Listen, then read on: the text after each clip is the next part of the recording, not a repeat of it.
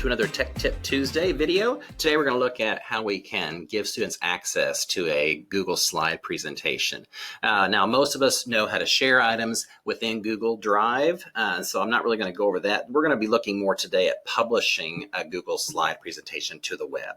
And one of the reasons I like this option is that it simply creates a unique URL that you can share then with your students and families. And that's what I like about it, because it doesn't require any sort of login to Google. It simply would allow anyone who has the link to have access to this particular presentation.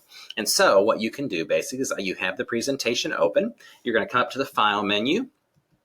You're going to click on File and come down here to where it says Publish to the Web. And when you select that, it's going to open up this window. And in order to create a link, you can just leave that there, and you can actually just simply come down here and select Publish. But before we click on Publish, let's look at these other features here.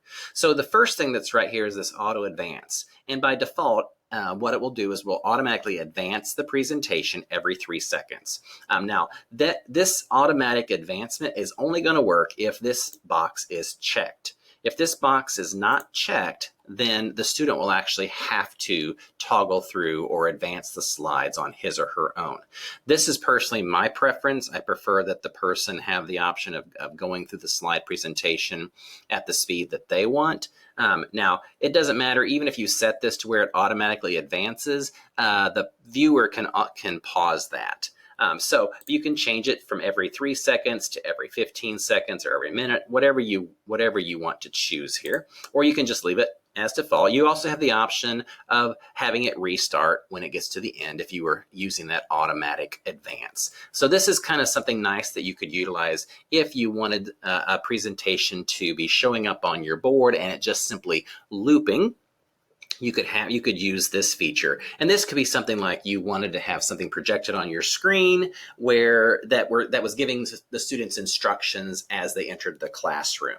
So you might have several slides telling them what it is that you want them to do, set each slide to a particular length, and then have it repeat or restart the slideshow after the last slide. So that's something that might be useful for you to use in that way. If you're simply wanting to share a presentation for the students to view at a later date, I would leave these unselected, and then you're simply going to come down here and click on Publish.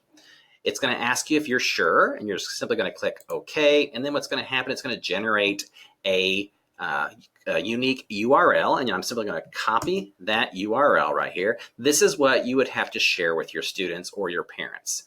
So then I'm going to click here, I'm going to open a new tab, and I'm going to paste and go.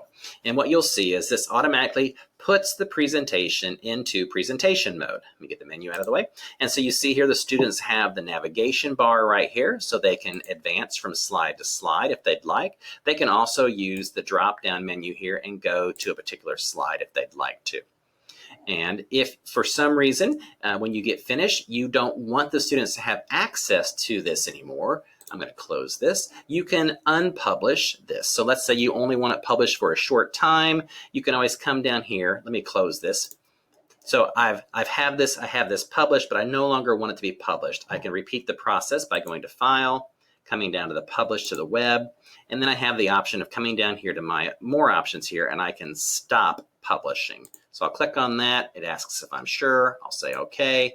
And now it has taken that unique URL away, and it's no longer being published. So if I close this and I open a new tab and I try the paste and go, what you'll see is there's an error there that I've taken away that I've made it unpublished now, so students will no longer be able to get to it. So this is useful if you want something to be out there for a short period of time, but then you want to be able to discontinue it after a certain period of time. So that's a way that you can share a Google Slide presentation with students and families without needing any sort of Google login.